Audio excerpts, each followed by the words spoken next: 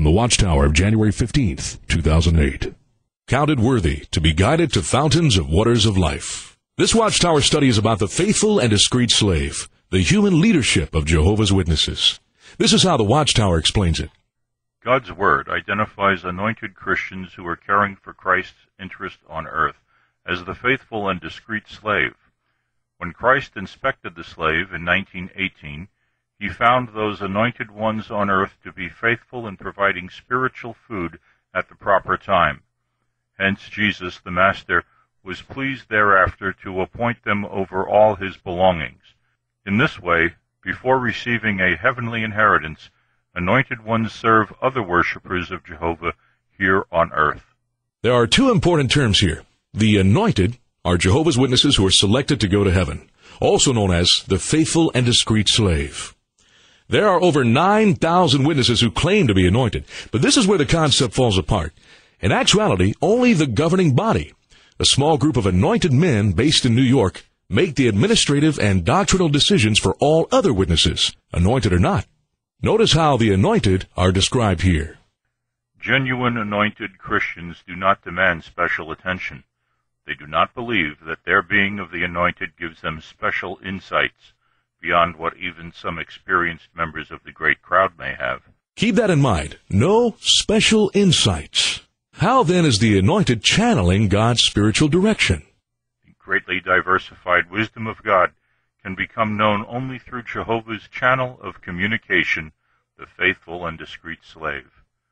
They constitute the channel that Jehovah uses to provide his people with instruction and spiritual direction. Here is the critical difference.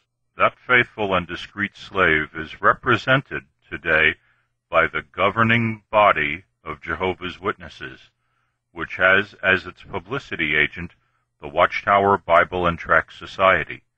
Most appropriately, that faithful and discreet slave has also been called God's channel of communication. The vague terminology makes it difficult for both anointed and non-anointed witnesses to notice that they're simply putting their faith and loyalty in a few men who reside in New York. Notice how this Watchtower study continues to enforce the idea that all anointed are involved in leadership. They are not independent, but willing to serve under the direction of the heavenly King and his anointed brothers on earth. Not the 9,000 anointed, the governing body. The anointed are unable to oversee personally each of the 100,000 Christian congregations throughout the world. Not the 9,000 anointed, the governing body. The millions of Christians now entrusted to the faithful and discreet slave. Not the collective faithful and discreet slave, the governing body.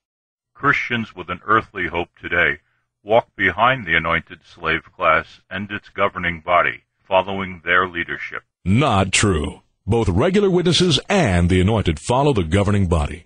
Let's get this straight. This is the only time in the article that the governing body is mentioned as being separate from the anointed slave class. When it comes to the leadership of Jehovah's Witnesses, the men of the governing body should always be thought of as separate from the other 9,000 anointed witnesses, just as they should always be thought of as separate from the millions of non-anointed witnesses. The article continues to program the reader that non-anointed witnesses follow anointed witnesses. That is not true. All witnesses follow the governing body, that small group of men in New York. Finally, paragraph 8 states a truth about the leadership of Jehovah's Witnesses. They willingly submit themselves to the direction provided by the governing body. Why does the governing body hide behind various terms such as anointed witnesses, God's organization, and especially the faithful and discreet slave? Cult leaders are known to use manipulative methods to control the minds of their followers. Is there any evidence that Jehovah's Witnesses do this? Is their worship cloaked in secrecy? Are they following and venerating a human leader? Jehovah's Witnesses claim not to follow a human leader, cloak their worship, or use mind control.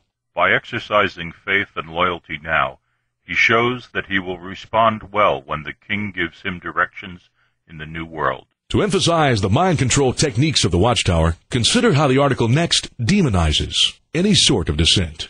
We know that our real enemy is the devil, and that he does not give up easily.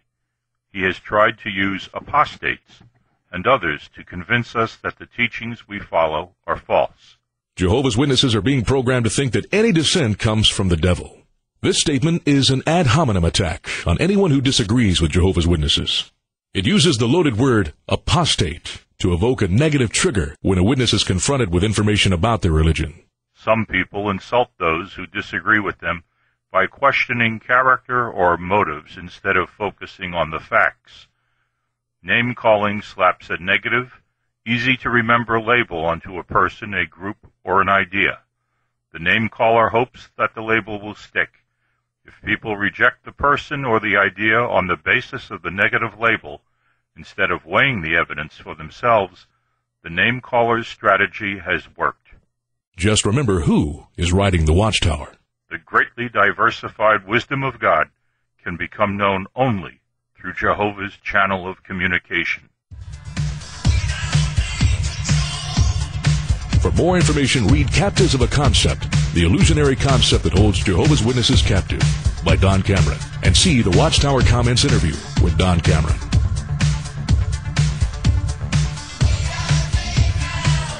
Watchtower Comments is produced by an active member of Jehovah's Witnesses.